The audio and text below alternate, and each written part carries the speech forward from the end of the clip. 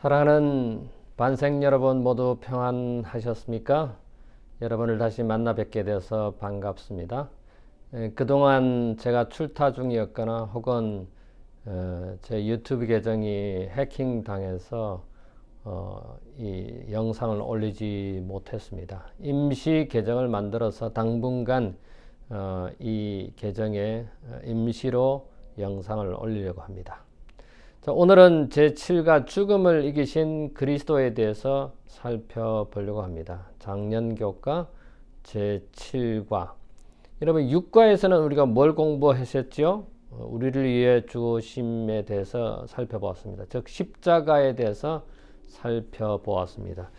지금까지 우리가 공부하고 있는 이 교과의 주제가 죽음 그리고 미래 소망입니다. 과연 죽음의 귀연은 무엇인지, 그리고 정말 우리가 죽음으로 그것을 끝나는 것인지, 왜 죽음이 왔는지에 대해서 저희가 살펴보았습니다. 그래서 구약에 나타나는 이 죽음의 의미와 그 다음에 그 죽음으로 끝이 나는가? 그러나 그 죽음 이후에도 우리에게 소망이 있다고 하는 것을 저희들이 살펴보았습니다. 오늘은 그 구약에 나타난 죽음, 예를 들어서 사르밧 가부의 그 아들을 살린 이야기라든지 수넴 여인의 아들을 살린 엘리야와 엘리사를 통해서 죽음에서 해방된 그런 기록들을 살펴보았습니다. 물론 계속해서 예수님께서 이 땅에 오셔서 사람을 살리신 이야기가 있죠. 예를 들어서 나사로를 살린 이야기라든지 또 나인성 가부의 아들을 살린 이야기를 우리는 성경에서 살펴보았습니다. 그런데 예수님께서 친히 이 죽음을 이기신 사실을 우리는 십자가를 통해서 살펴보았습니다. 십자가에서 죽음을 당하셨지만은 오늘 우리가 확인하려고 해서는 죽음을 이기신 그리스도입니다. 이건 다른 말로 신학적 용어로 말하면 무엇입니까? 부활이지요. 부활에 대해서 저희가 살펴볼 것인데, 사실은 기독교의 가장 핵심적인 내용은 부활입니다. 물론 우리 재림교회는 그리스도의 죽음, 즉 이 십자가에 대해서 강조를 하지만은 사실은 부활을 성경은 더 많이 강조하고 있습니다. 그래서 기독교의 부활을 빼버린다면은 그건 기독교가 아니라고 하는, 실질적인 믿음이 아니라고 하는 사실을 우리가 이야기할 수 있습니다. 그래서 오늘은 죽음을 이기신 그리스도, 즉 부활에 대해서 살펴보려고 합니다. 여러분, 부활하면은 일반적인 부활이 있고 즉 특별 부활이 있을 수 있습니다. 일반 부활과 특별 부활. 또 우리가 잘 알고 있는 첫째 부활과 둘째 부활도 있죠. 부활도 종류가 참 많습니다.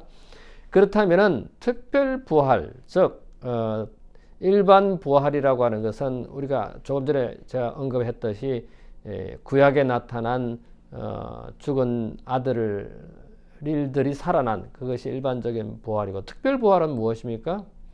예수님께서 부활을 시킨 자들입니다. 근데 예수님께서 살아 계실 때에 부활을 시킨 사람들이 있고, 예를 들어서 나사로라든지 조금 전에 제가 언급했던 것처럼, 근데 예수님이 죽으셨다가 살아나실 때 무덤이 열려서 예수님과 함께 부활한 사람들에게 특별 부활 대상자들이었습니다. 이런 사람들의 그 스테이트에서, 상태에 대해서. 그리고 첫 번째 부활은 예수님께서 이 땅에 재림하실 때 의인들을 부활시킬 것이고, 다시 천년 후에 두 번째 부활은 악인들의 부활이 있을 것을 우리는 성경을 통해서 알고 있습니다. 자, 그래서 오늘은 죽음을 이기신 이 그리스도에 대해서 강조하는, 즉 예수님의 부활에 대해서 살펴볼 텐데요.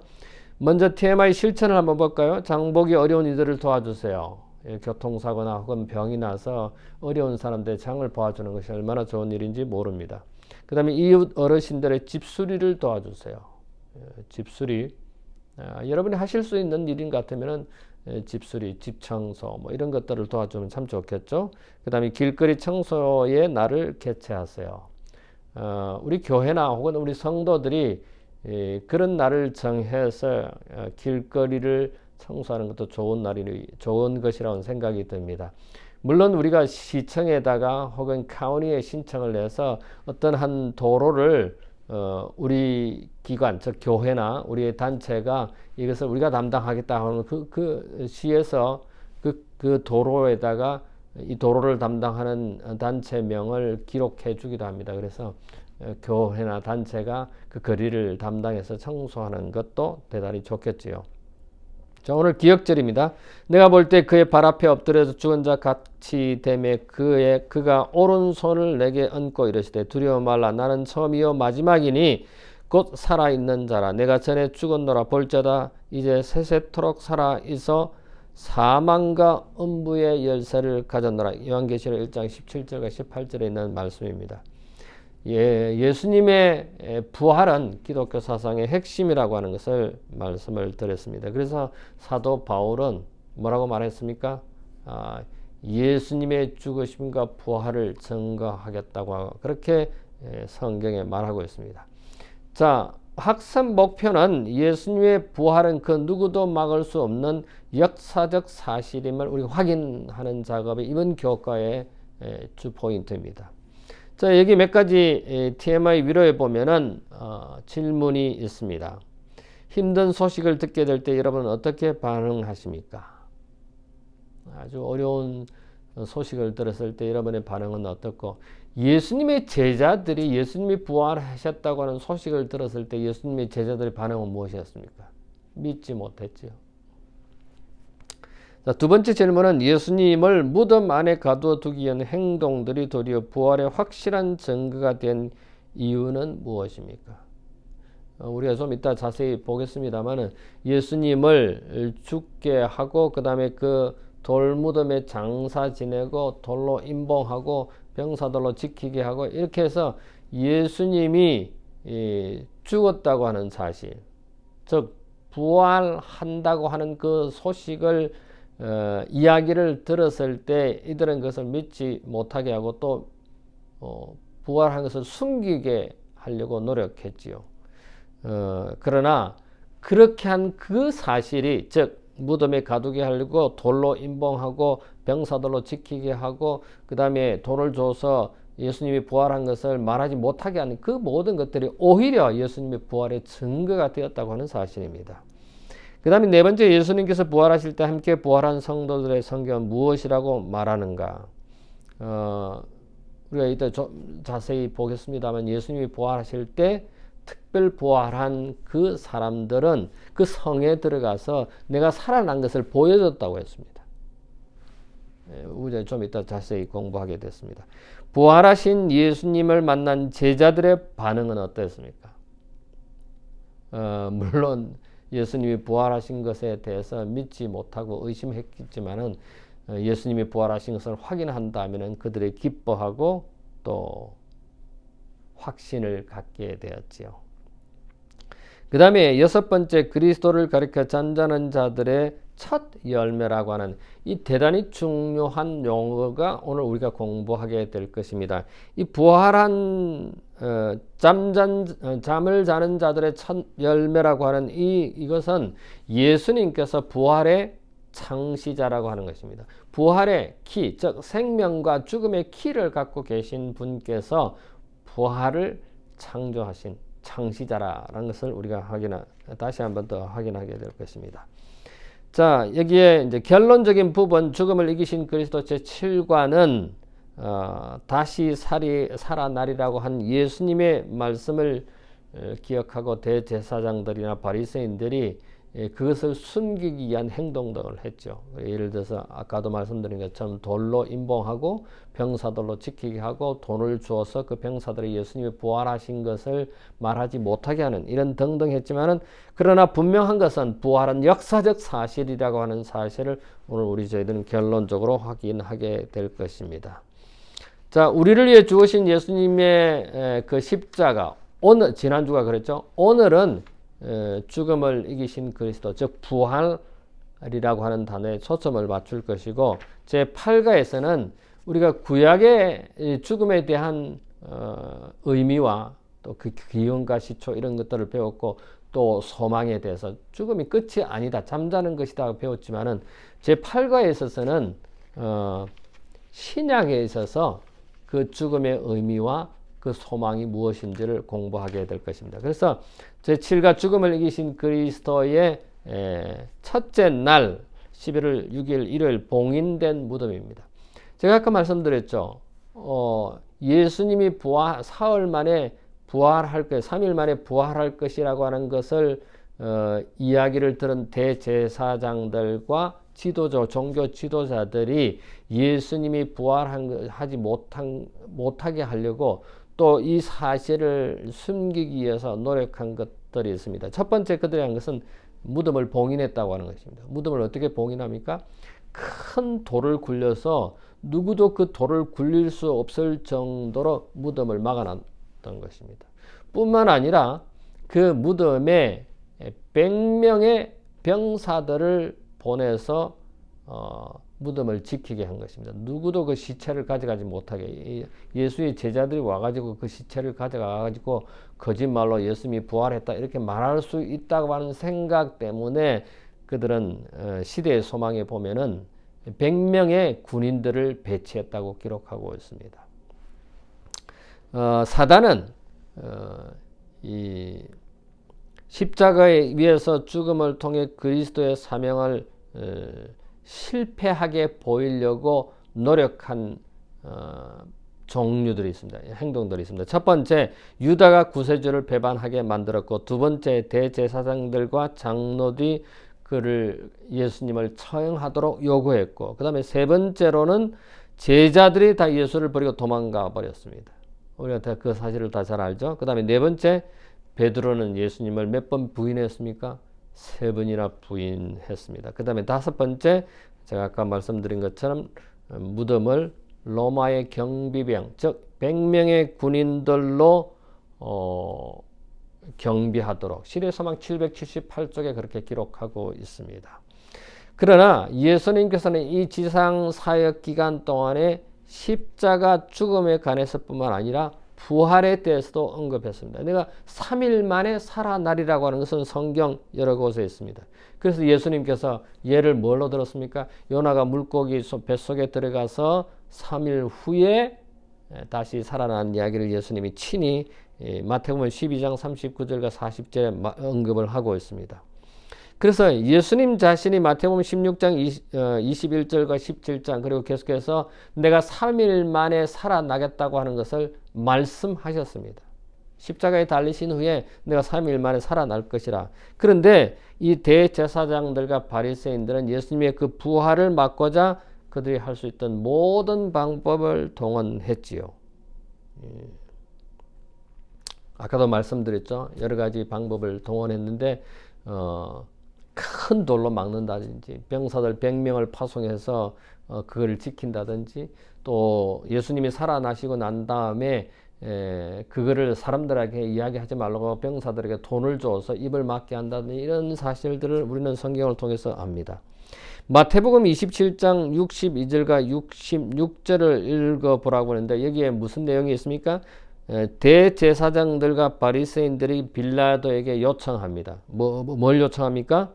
3일 만에 저 예수가 부활한다고 했으니 그것을 막게 병사들을 파송하게 해달라고. 그래서 100명의 군사를 보내서 지킵니다. 그런데 그 파수꾼들이요, 경비병들이 제일 첫 번째 부활의 증인이 되는 것입니다. 왜냐하면 예수님께서 부활하는 장면을 제일 먼저 목격했기 때문입니다. 예수님이 부활한 것을 목격한 증인들을 우리가 좀 이따 자세히 살펴보겠습니다.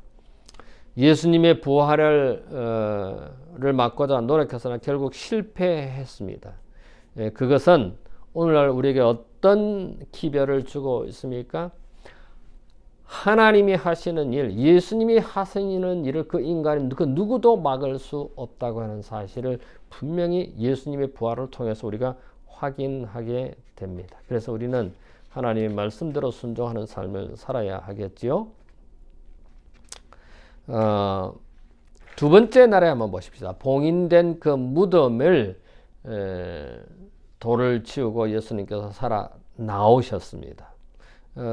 둘째 날에는 그가 살아나셨다 했는데 마태복음 28장 1절로부터 6절에 보면은 예수님이 부활한 사건과 관련돼서 누가 등장합니까? 두 천사가 등장하고 있죠. 요한복음 10장 17절로 18절에 보면은 예수님과 아버지의 이름이 등장하면서 예수님의 부활에 관련된 기록이 되어 있습니다. 그리고 로마서 8장 11절에 보면은 예수님의 부활과 관련해서 성령 하나님의 언급이 기록되어 있습니다. 그래서 예수님의 부활과 관련된 영적 존재들은 첫 번째 우리가 생각하는 하늘 아버지, 그 다음에 예수님, 그 다음에 성령 하나님, 그 다음에 천사들로 어쩌면 온 우주가 예수님이 부활하는 이 장면을 지켜봤을 것이라고 저는 생각합니다. 자, 예수님께서는 마르다에게 뭐라고 말합니까? 나는 부활이요 생명. 위대한 기독교 진리, 위대한 예수님의 기별을 이 마르다에게, 오늘 우리에게 나는 부활이요 생명이라고 말씀하시는 것입니다. 나는 부활이요 생명이라고 하시는 이 말씀이 오늘 과연 우리에게 어떤 의미로 다가오고 있습니까? 사랑하는 이가 잠자는 죽음을 당했을 때 정말 슬퍼만 해야 할 것인가? 그러나 우리에게는 소망이 있죠. 그 죽음 후에 부활이 있을 것이라고 하는, 다시 만날 것이라고 하는 소망이 있기 때문에 우리는 위로를 받고 믿음을 가지게 되는 것입니다. 그리스도의 부활을 처음으로 목격한 사람들이 누굽니까? 파수꾼들이었죠. 로마의 병사들입니다. 그 다음에 부활 후 첫 번째 이 소식을 접한 자들이 누굽니까? 유대인 지도자들입니다. 병사들이 급히 와가지고 예수가 부활했다고 보고를 하는 것입니다. 그래서 예수님이 부활한 소식을 첫 번째로 접한 사람은 바로 유대인 지도자, 즉 제사장들과 레인들이었죠. 그 다음에 예수님이 부활을 성경 종교의 핵심, 즉 신앙의 핵심으로 우리는 생각할 수가 있습니다. 아까도 말씀드렸죠. 우리 재림교회는 십자가를 많이 이야기합니다만 사실은 성경은 부활에 대해서 더 많이 생각하고 이야기하고 있습니다. 나타내고 있습니다. 그래서 우리의 삶에 있어서, 우리의 신앙에 있어서, 신학에 있어서 십자가보다는 부활을 더 강조해야 하지 않나, 저는 그렇게 생각을 해 봅니다. 부활을 목격한 로마의 파수병들에 대해서 이렇게 말합니다. 로마의 파수병들은 그리스도께서 영광을 입으시고 무덤에서 나오시는 것을 바라보았다. 첫 증인입니다. 부활의 첫 증인 누구요? 군인들이, 파수꾼들이 먼저 예수님의 부활을 이 무덤에서 그 돌을, 그 사실 그 큰 돌로 봉인했다고 하는데 그 돌을 한 사람이 옮길 수 없는 것입니다. 많은 사람들에 의해서 그 무덤을 큰 돌로 봉인하는데 예수님께서 그 돌을 제거하시고 나오시는 장면, 부활하신 장면을, 죽음을 이기시고 나오는 장면을 이 파수꾼들이 제일 먼저 목격했는데, 시대의 소망 780쪽, 781쪽에 보면 그 파수꾼들이 기절했다고 그랬어요. 왜 기절했겠습니까? 너무 놀라가지고. 죽은 사람이 살아서 일어나면 우리도 산 사람도 기절을 할 수 있을 텐데 이 군인들도 기절을 했다고 영감에 그런 기록하고 있습니다. 분명한 것은 예수님께서 무덤에서 부활하셨다고 하는 사실입니다. 그 다음에 셋째 날에 보면은 많은 이들이 예수님과 함께 일어남, 즉 살아났다. 즉 다른 말로 말하면 부활하다. 이걸 우리는 특별 부활이라고 합니다. 여러분, 일반적인 부활과 특별 부활이 있는데 이 일반적인 부활은 과거에 구약에서 나타난, 또는 예수님께서 살아계실 때 죽은 자들이 부활한 사람이 특별 부활입니다. 그런데 이렇게 부활한 사람들은 그들은 다시 죽음을 맞이했습니다. 그런데 예수님께서 부활하실 때 같이 무덤이 열려서 부활한 그 특별 부활 대상자들은 성에 들어가서 내가 살아났다고 보여줬다고 성경은 기록하고 영감에 그런 기록하고 있습니다. 근데 그들은 다시 죽음을 보지 아니하고 예수님과 함께 하늘에 승천했다고 하는 것을 우리는 영감의 글을 통해서 확인하게 됩니다. 여기 셋째 날에 많은 이들이 예수님과 함께 부활했다고 하는데 과연 얼마나 많은 이들이 부활했을까? 좀 퀘스천이 됩니다. 근데 영감의 글의 시대의 소망 787 27쪽에 보면은 몇몇 무덤밖에 열리지 않았다고 했습니다. 몇몇 무덤이 열려서 많은 사람이 부활한 것인지는 잘 모르겠습니다만은 분명한 사실은 예수님과 함께 부활한 사람들은 다시는 죽음을 맛보지 아니하고 예수님과 승천하셨다고 하는 사실입니다. 그래서 마태복음 27장 51절부터 53절에 보면은 그 특별 부활한 예수님과 함께 무덤이 열려서 부활한 그 사람들은 성에 들어가서 내가 살아났다는 것을 보여줬다고 합니다. 증인으로 보여줬다고 합니다. 예수님과 함께 부활한 그 증인들. 여러분, 우리도 우리의 사랑하는 이를 잃게 되었을 때 설령 우리 자신이 죽는다 할지라도 잠깐 잠드는 것이고 다시 살아난다는, 다시 부활한다고 하는, 다시 예수님을 볼 수 있다고 하는 그런 믿음과 확신을 가지고 소망을 가지고 살아갈 수 있다고 하는 것은 얼마나 놀라운 이야기입니까? 위에 기록된 마태복음 27장에 보면 성소의 휘장이 위에서부터 아래로 찢어지고 지진이 일어났다고 그랬죠. 그 지진이 일어나면서 예수님께서 부활하시고 예수님이 부활하실 때 몇몇 무덤이 열리고 부활한 사람들이 있었다고 하는 사실을 우리는 알게 됩니다. 여기 교과는 당신의 봉사 기간 동안에 예수께서는 죽은 자를 살리셨다. 그분은 예를 들어서 나인성의 가부의 아들과 가난의 딸과 나사로를 살린, 예수님이 살아계실 때 이렇게 살리신 사람, 그들은 풀면의 옷을 입지 못했다고 하는 사실입니다. 다시 말해서 다시 죽음을 맞이한 부활이었습니다. 그런데 예수님께서 부활하실 때 부활한 그 사람들은 영생을 얻은, 즉 예수님과 함께 하늘에 간 특별 부활자들이 있었다고 하는 사실을 우리는 시대의 소망 786쪽을 통해서 우리가 확인하게 됩니다. 타락한 세상에서 우리가 마주하는 현실에 비록 절망적일지라도 결국 하나님께서 승리할 것이라는 사실을 신뢰할 수 있는 이유는 무엇입니까? 예수님께서 사망을 이기시고 부활하셨다고 하는 사실을 우리는 확인하게 되고, 우리가 이 사실을, 이 역사적인 사실을 확인하고 믿는다면은 우리도 부활할 것이고 우리도 영생을 가질 수 있다고 하는 그런 소망을 가지게 됩니다. 그래서 부활은 하나의 픽션, 논리나 신학이 아니라 부활은 실제적 사건이었다고 하는, 실제적 사실이었다고 하는 사실을 우리는 확인하게 됩니다. 예수님이 부활하실 때 몇몇 무덤이 열리고 부활하시고 그들은 승천하셨다고 하는 사실을 확인하게 됩니다. 넷째 날에 부활하신 예수님의 증인들에 대해서 더 구체적으로 설명을 하고 있습니다. 자, 요한복음 20장 11절로부터 29절에 보면은 누가 등장합니까? 여기에 보면은 마리아가 등장하지요.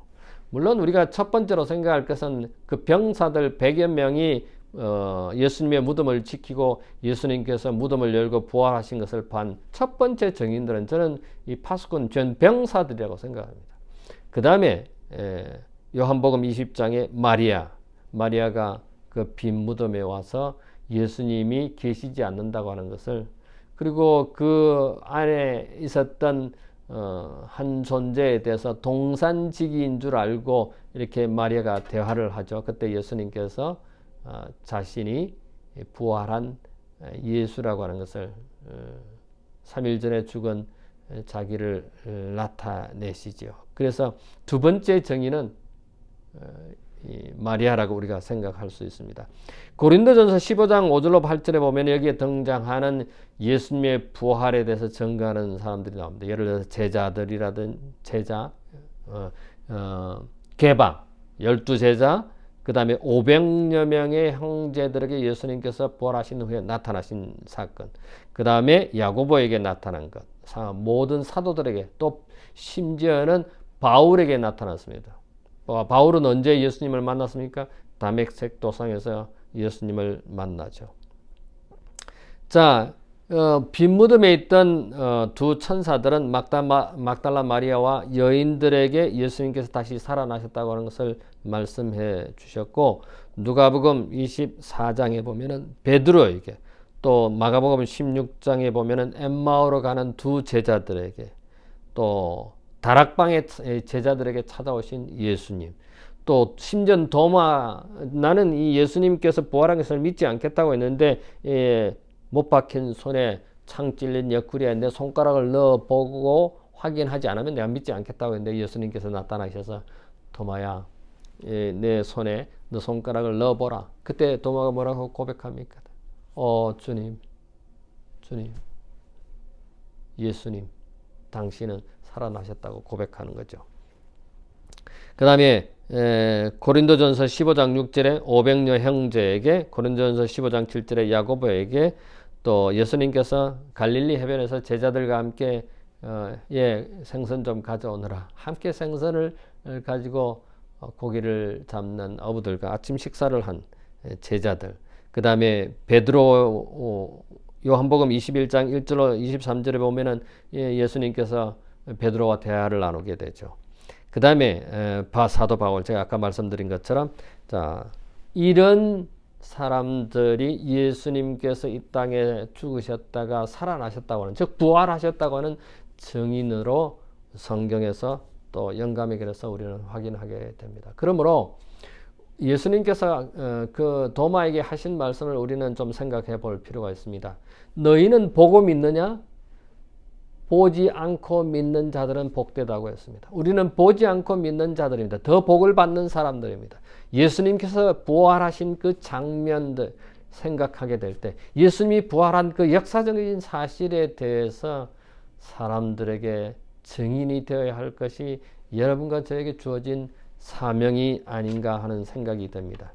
부활의 신앙을 믿는다면은 그 사람은 영생을 얻게 될 것이고, 만약에 부활 신앙을 믿지 않는 그런 사람이면 육체, 즉 흙으로 돌아가는 결과를 얻게 될 것입니다. 자, 다섯째 날에 한번 보십시다. 잠자는 자들의 첫 열매. 이 잠자는 자들의 첫 열매라고 하는 이 중요한 단어, 신학자들은 이걸 중요한 신학으로 여깁니다만은 이것이 어떤 의미를 가지느냐. 자, 여기에 첫 수확에 대해서 신명기 26장 1절로부터 기록을 하고 있습니다. 여러분, 첫 수확은 무엇을 의미합니까?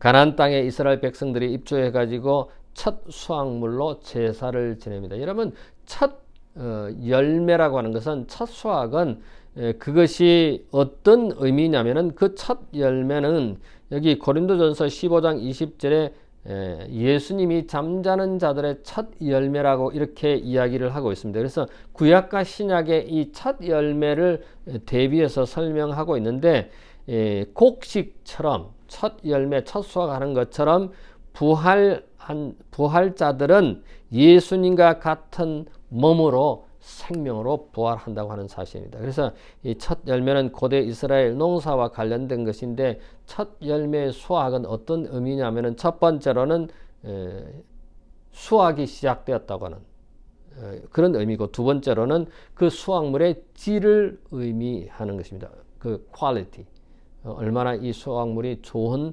열매인지를 확인한 것이 첫 열매에서 우리가 확인할 수가 있지요.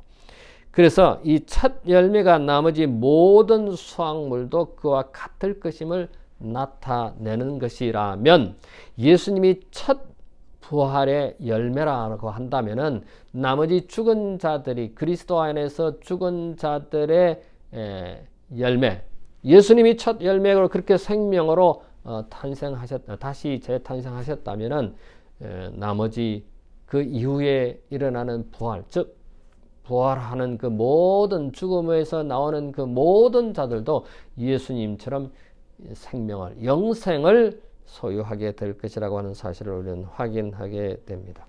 여기에 이 교과 저자는 한 가지 질문을 합니다. 예수님께서 부활하실 때 십자가의 흔적, 즉 손에 못자국과 옆구리에 창자국을 갖고 일어났는데, 만약에 우리가 부활할 때는 우리도 그 고통의 가시를 흔적을 가지고 살아날 것인가? 예를 들어서 어떤 사람들은 순교당하면서 고통을 겪고 어려움을 당했습니다. 그런 흔적을 갖고 우리가 다시 부활할 것인가? 예수님처럼 그런 손의 못자국을 가지고 우리가 부활한가?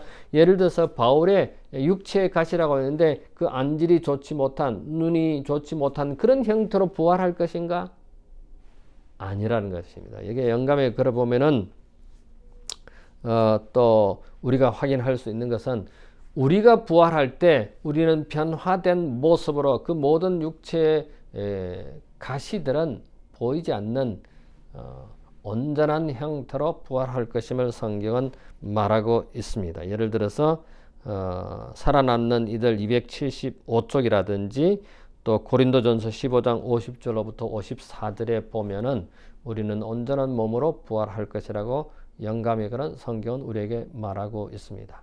자, 예수님이 영광의 몸의 형체로 부활하신다고 하는 사실을 우리는 확인하게 됩니다. 이 영광의 몸의 형체로 부활한다고 하는 건 뭐냐면은 빌립보 3장 21절에 이 말이 나옵니다. 영광의 몸의 형체는 고린도전서 15장 44절에 나오는 영의 몸이, 즉 영광의 몸이라고 하는 것입니다. 그래서 우리는 온전한 몸으로 부활한다고 하는 사실입니다. 자, 그리스도께서는 십자가에서 얻게 된 자신의 상처를 영원히 간직하실 것입니다마는 우리는 온전한 몸으로 부활한다고 하는 사실을 확인하게 됩니다. 여기 영감의 교훈에 보면 부활한 악인들이 예수님의 상처를, 손의 상처, 옆구리의 창자국의 상처를 보고 통곡할 것이라고 초기문집 53쪽에 기록하고 있습니다. 그들은, 즉 부활한 악인들입니다. 둘째 부활에 참여한 그들은 그분의 손과 발의 못자국을 볼 것이며 그분의 옆구리에서 그들이 창으로 찔렀던 흔적을 보게 될 것이라고 했습니다. 자, 마지막 날 더 깊은 연구를 위한 여기 어떤 사람들은 예수님을 봤다는 기록은 착각이라고 그러고 예수님의 쌍둥이가 있어서 그 다른 쌍둥이를 봤다고 기록하는 것이라고 이야기를 합니다. 또 어떤 사람들은 예수님께서 기절하셨다가 일어나셨다, 그게 부활이다, 이렇게 말하는 사람도 있습니다만은 분명한 사실은 성경과 영감의 글을 통해서 또 역사적인 증인들을 통해서, 우리가 증인들을 다 살펴봤죠. 파수꾼에서부터 이르기까지 사도 바울까지 이런 증인들이 예수님이 부활하셨다고 하는 사실을 우리는 분명히 확인하게 되었습니다. 오늘 우리는 제7가에 예수님께서 죽음을 이기신 그리스도, 즉 부활에 대해서 확인을 했습니다. 자, 핵심적인 토의를 위해서 두 가지 질문을 했습니다. 다 이루었다고 하는 의미는 무엇인가? 구원을 위해서 우리가 따로 무엇을 해야 할 필요는 없다는 것입니다. 이게 구원의 은혜입니다. 이게 믿음으로 말미암는 구원이고 믿음으로 말미암는 의인 것입니다. 예수님께서 십자가에 돌아가시면서 다 이루었다고 하는 것은 우리가 구원을 위해서 뭔가를 해야 되는, 착한 일을 해야, 11조를 잘 내야, 안식일을 잘 지켜야 오히려 구원받는다, 아니라는 것입니다. 우리가 구원받았기 때문에 안식일을 지키는 것이고 11조를 내는 것입니다. 다 이루었다고 하는 것은 예수님께서 이미 우리의 구원을 위해서 모든 것을 다 하셨다고 하는 사실인 것인데, 이게 얼마나 놀라운 일입니까? 그 다음에 처음에 종교 지도자들은 제자들이 예수님의 시신을 훔쳐가지 못하도록 경비병들의 무덤을 지키기를 원했다. 예수님이 살아나실 때는 제자들이 예수님의 시체를 훔쳐갔다고 이렇게 말하도록 병사들에게 돈을 주었죠. 분명한 것은 예수님이 부활하셨다고 하는 사실은 예수님의 장례를 치렀다고 하는 거예요. 돌무덤 속에 넣었고 돌로 봉인했고 병사들 100명으로 지켰고 그 파수꾼들이, 병사들이 예수님이 부활하는 장면을 보았고 그 다음에 제자들이 예수님이 부활한 사실을 확실히 보았고 그 빈 무덤, 그것이 예수님이 부활한 사실을 증명해내는, 시체가 그 이상 더 없다는 것입니다. 뭐 돌로 만든 그 무덤에 시체를 넣어 놓으면 그 돌에 시체가 썩어서 없으면 뼈라도 있을 거 아닙니까? 그러니까 근데 그 무덤에는 예수님이 그 어떤 몸의 부분이 있지 않다고 하는 사실은 예수님께서 부활하셨다고 하는 사실입니다. 자, 오늘 우리는 제7가 부활하신 것에 대해서 그 부활에 대해서 확인을 하였고 제8가에서는 지금까지 우리가 많은 부분에 있어서 구약에 나타난 죽음과 소망에 대해서 죽음의 의미와 또 죽음으로 끝나는 것이 아니라 우리에게 소망이 있다고 하는 것을 가르쳐 주었지만 신약에 나타난 그 죽음의 의미와 그 소망이 무엇인지를 제8가에서 공부하게 될 것입니다. 여러분 다음 한 주 동안도 이 교과 공부에 충실하여서 우리에게 큰 유익을 얻게 되기를 바랍니다. 잠시 머리를 숙여 기도할까요? 고마우신 우리들의 하늘 아버지, 부활하신 예수님을 믿는 종교를 저희들이 가질 수 있도록 도와주셔서 감사합니다. 예수님께서 이 땅에 오셔서 십자가에 달려 돌아가셨지만은 분명히 살아나셨고 부활하신 그것을 저희들이 다시 역사적으로 신학적으로 영감적으로 확인하였습니다. 이 부활의 신앙을 저희들이 절대적으로 버리지 않도록 해주시고 이 부활 신앙을 다른 사람들에게 전파하는 저희가 되도록 도와주시옵소서. 감사하오며 예수님 이름으로 기도하옵나이다. 아멘.